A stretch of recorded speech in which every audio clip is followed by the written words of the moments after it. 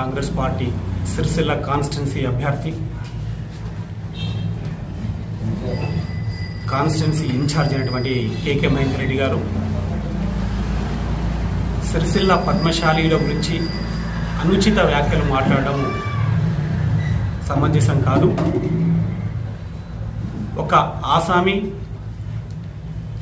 బతుకమ్మ చీరలు ఇవ్వని చెప్పి బతుకమ్మ చీరలు ఆర్డర్ లేక ఉపాధి కోల్పోయి ఆయన ఏదో పాపుడాలు, బొమ్మలు, ఇంకా ఇతర వస్తువులు అమ్ముకుంటే అతనితో సొంతంగా సెల్ఫీ వీడియో తీసుకొని సోషల్ మీడియాలో పెడితే దాన్ని ఒక విలేకరి తీసుకొని తన ఫేస్బుక్లో పెడితే ఆ వీడియోను చూసి ఈ పెద్ద మనిషి ఎంతమంది పాపుడాలు అమ్ముకుంటుర్రు, ఎంతమంది నిరోధ ప్యాకెట్ అమ్ముకుంటుర్రు, గిదేనా మీ సంస్కారం? గిదేనా అంటే ఎప్పుడు ఇంకా నిరోధ ప్యాకెట్ల ముచ్చట ఏమొస్తుంది? హైకోర్టు అడ్వకేట్ అని మాట మాట్లాడుతూ ఉంటారు, తెలంగాణ ఉద్యమకారుని మాట మాట్లాడుతుంటారు. నీ ఏజ్ ఏంది? గిసోటి పదాల నిరోధులు ఎంతమంది పద్మశాలిలో నిరోధులు అమ్ముకోగా చూసిరు మీరు? ఎంతమంది పద్మశాలీల దగ్గర నిరోధులు మీరు కొనుక్కున్నారు? సరేనండి మహేందర్ రెడ్డి గారు, మీరు నిరోధులు వాడుతుంటే మీరు వాడుకోండి, అది మీ వ్యక్తిగతం, మేము కాదని అంటలేము మేము. కానీ పద్మశాలి సమాజానికి ఎందుకు ఆపాదిస్తున్నారు మీరు? దీని మీద మీరు ఖచ్చితంగా సమాధానం చెప్పాలి.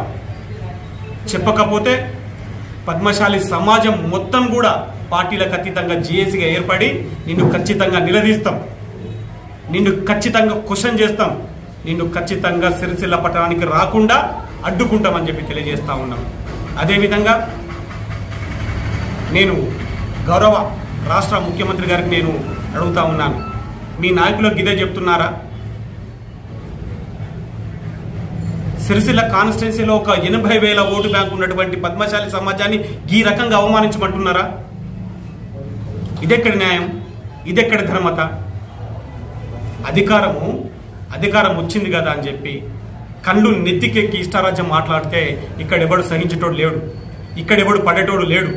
ఇష్టారాజ్యం మాట్లాడితే ఏ కోశాన ఊపుకుండేది లేదు. మీరు బహిరంగంగా మీరు నేతన్న చౌకాడికి వచ్చి ముక్కు నాలుగు రాసి క్షమాపణ చెప్పాలి.